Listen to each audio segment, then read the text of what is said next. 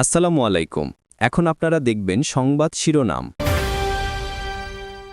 Israel যুক্তরাষ্ট্রের যৌথ হামলার জেরে অনেকটাই যোগাযোগ বিচ্ছিন্ন ইরান।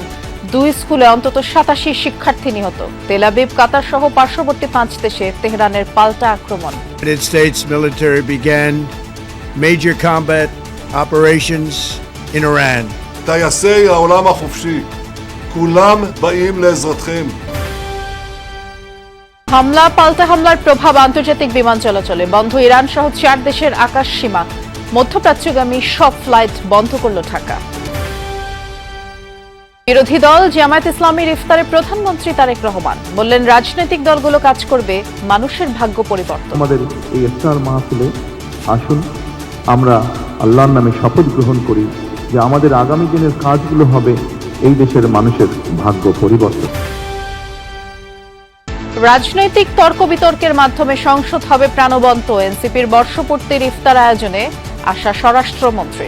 ফাঁসিবাদের বিচার দাবি না। আমরা স্থানীয় সরকার নির্বাচন দ্রুত হবে সে প্রত্যাশা রাখবো। সারা দেশে এনসিপির প্রতি আহ্বান থাকবে যে আপনারা স্থানীয় সরকার নির্বাচনের প্রস্তুতি নেন। 12 ঘন্টার ব্যবধানে রাজধানীর 3 এলাকা থেকে মানবদেহের খণ্ডিতাংশ উদ্ধার। ফিঙ্গারপ্রিন্টের মাধ্যমে ব্যক্তির পরিচয় শনাক্ত। নিহত ওবায়দুল্লাহর বাড়ি নরসিংদীর শিবপুরে। গভর্নর নিয়োগে দুর্বল প্রক্রিয়া অনুসরণ করেছে সরকার, মত সিপিডির। যুক্তরাষ্ট্রের সাথে চুক্তি বৈষম্যমূলক, বাধাগ্রস্ত করবে এলডিসি উত্তরণ। আসসালামু আলাইকুম। এখন দেখবেন সংবাদ বিস্তারিত। 3 যুগের ইসলামী শাসনকে উৎখাতের লক্ষ্যে ইরান জুড়ে হামলা শুরু করেছে যুক্তরাষ্ট্র ও ইসরায়েল। স্থানীয় সময় শনিবার সকালে বিমান ও যুদ্ধ জাহাজ থেকে একের পর এক মিসাইল ছোড়া হয়। সর্বোচ্চ ধর্মীয় নেতা আয়াতুল্লাহ খামিনি সহ দেশটির শীর্ষ নেতাদের অবস্থান ছিল টার্গেট। 2টি স্কুলে চালানো হামলায় 87 শিক্ষার্থীর প্রাণ গেছে। আজ রাতেই খামিনিকে উৎখাতের ঘোষণা দিয়েছেন মার্কিন প্রেসিডেন্ট ডোনাল্ড ট্রাম্প। তেহরানের বেশ কয়েকটি স্থানে শনিবার স্থানীয় সময় সকাল 10টা নাগাদ মুহুর্মুহু এই ক্ষেপণাস্ত্র হামলা চালিয়েছে ইসরায়েল ও যুক্তরাষ্ট্র। প্রথম দফায় অন্তত 30টি স্থান টার্গেট করে চালানো হয় হামলা। সর্বোচ্চ নেতা আয়াতুল্লাহ আলী খামেনি সহ সিনিয়র নেতারা ছিল হামলার লক্ষ্য। এরপর আরও কয়েক ধাপে হামলা হয়েছে অন্তত 5টি শহরে। দক্ষিণ ইরানের একটি গার্লস স্কুলে হয়েছে ভয়াবহ হামলা। এই অভিযানের নাম রোরিং লায়ন দিয়েছে ইসরায়েল। খামেনি প্রশাসনের পতন না ঘটানো পর্যন্ত হামলা চালিয়ে যাওয়ার ঘোষণা দিয়েছেন প্রধানমন্ত্রী বেনিয়ামিন নেতানিয়াহু। לפני שעה קלה יצאו ישראל וארצות הברית למערכה משותפת. ইসরায়েল ও যুক্তরাষ্ট্র একটি যৌথ অভিযান শুরু করেছে যার নাম অপারেশন রোয়ারিং লায়ন। এই অভিযানের লক্ষ্য ইরানের আয়াতুল্লাহ শাসনের অবসান ঘটানো। সামনে যুক্তরাষ্ট্রের সাথে আমরা সন্ত্রাসী শাসন ব্যবস্থার উপর আরো কঠোরভাবে আঘাত করব। আমরা এমন পরিস্থিতি তৈরি করব যা সাহসী ইরানি জনগণকে এই খুনি শাসন ব্যবস্থার বোঝা থেকে মুক্তি দিতে সাহায্য করবে। এদিকে যুক্তরাষ্ট্র তাদের অভিযানের নাম দিয়েছে অপারেশন এপিক ফিউরি। ইরানের বিরুদ্ধে যুদ্ধ ঘোষণা করে আইআরজিসি সহ সব সশস্ত্র বাহিনীকে অস্ত্র সমর্পণের জন্য আজকের দিন পর্যন্ত সময় বেঁধে দিয়েছেন মার্কিন president Donald Trump. Islamic revolutionary গার্ডের সদস্যদের, সশস্ত্র বাহিনী এবং সব পুলিশ সদস্যদের উদ্দেশ্যে বলছি, আজ রাতেই আপনারা অস্ত্র সমর্পণ করুন, নয়তো নিশ্চিত মৃত্যুর মুখোমুখি হবেন। ইরানের জনগণকে বলছি, আজ রাতেই আপনারা স্বাধীনতা পাবেন। গত 2 মাস ধরেই ইরানে হামলার হুমকি দিয়ে আসছিল যুক্তরাষ্ট্র। এর মধ্যেই পারমাণবিক কর্মসূচি নিয়ে চুক্তির লক্ষ্যে মার্কিনীদের সাথে বৈঠকে রাজি হয় তেহরান। সেই কূটনৈতিক তৎপরতা চলাকালীনই চালানো হলো এই হামলা। চিরবৈরী 2 শত্রু রাষ্ট্রের হামলার জবাব দিতে অপারেশন ফতেহ খাইবার শুরু করেছে ইরান। একদিকে তেল আবিব, হাইফা সহ ইসরায়েলের গুরুত্বপূর্ণ অঞ্চলগুলোয় মিসাইল ছোড়া হয়েছে। অন্যদিকে সৌদি আরব, সংযুক্ত আরব আমিরাত, কাতার, বাহরাইন এবং কুয়েতের ভূখণ্ডে থাকা মার্কিন ঘাঁটিগুলো ছিল আইআরজিসির টার্গেট। ইরানি মিসাইলের বিস্ফোরণে প্রকম্পিত বাহরাইনের বন্দর এলাকা।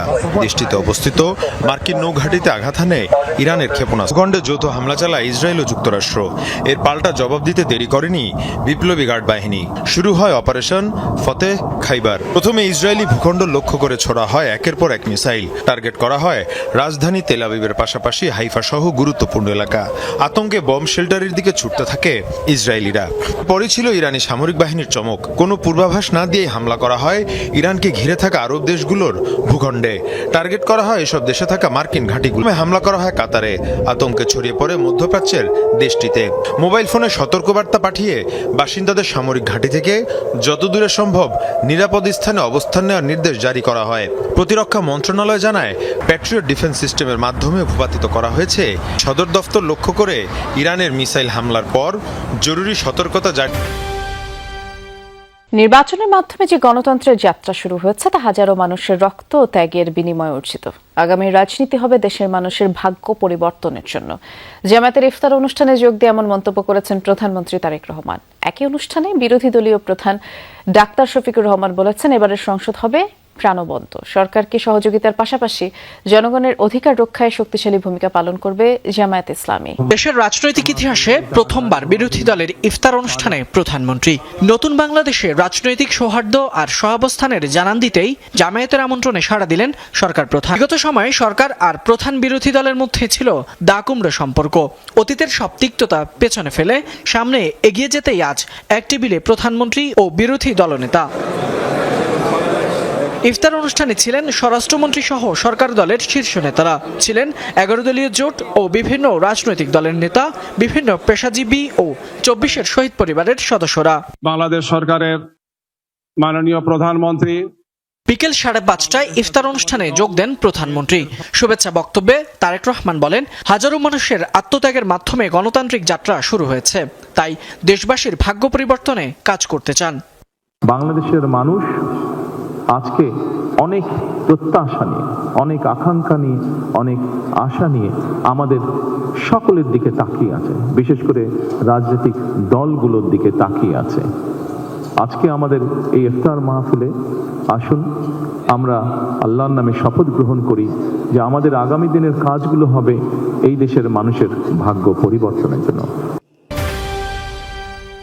রাজনৈতিক মতপার্থক্য কিংবা তর্ক বিতর্ক থাকলেও জাতীয় স্বার্থে সংসদকে প্রাণবন্ত করা হবে বলে জানিয়েছেন স্বরাষ্ট্রমন্ত্রী সালাউদ্দিন আহমদ। সন্ধ্যায় এনসিপির প্রতিষ্ঠাবার্ষিকী ইফতার অনুষ্ঠানে তিনি বলেছেন, জাতীয় সংসদ হবে আলোচনার কেন্দ্রবিন্দু। এ সময় এনসিপির আহ্বায়ক নাহিদ ইসলাম বলেন, ফ্যাসিবাদের বিচার না হলে যে কোনো সময় আবারও মাথাচাড়া দিয়ে উঠতে পারে স্বৈরাচার। আত্মপ্রকাশ ঘটে গণ অভ্যুত্থানে নেতৃত্ব দানকারী তরুণদের রাজনৈতিক দল জাতীয় নাগরিক পার্টি এনসিপি। বিপ্লব বিকল্প বিনির্মাণে অদম্য পথ চলার 1 বছর জাতীয় নাগরিক পার্টি এনসিপির বর্ষপূর্তি উপলক্ষে ইফতার মাহফিলের আয়োজন। এনসিপিকে শুভকামনা জানান স্বরাষ্ট্রমন্ত্রী সালাউদ্দিন আহমদ। জাতীয় সংসদে আমাদের মধ্যে তর্ক হবে, বিতর্ক হবে, বহুমত হবে, কিন্তু জাতীয় স্বার্থে আমরা ঐক্যমতে থাকব এবং জাতীয় স্বার্থকে প্রাধান্য দিয়ে আমরা জাতীয় সংসদকে আলোচনার কেন্দ্রবিন্দুতে পরিণত করব। ইফতার আয়োজনে যোগ দেন জামায়াতের সেক্রেটারি জেনারেল মিয়া গোলাম পরওয়ার। তিনি বলেন, জুলাই সনদের কোনো বিষয় বাদ দেয়া উচিত হবে না। যা গণভোটে রেকর্ড হয়ে আছে সেটাই যেন আইন আকারে সংবিধানের অংশ হিসেবে সংবিধানে পাস হতে পারে, অনুমোদিত হতে পারে। এটাই এখন জাতীয় সংসদের পবিত্র দায়িত্ব। নিয়োগে দুর্বল প্রক্রিয়া অনুসরণ করেছে সরকার।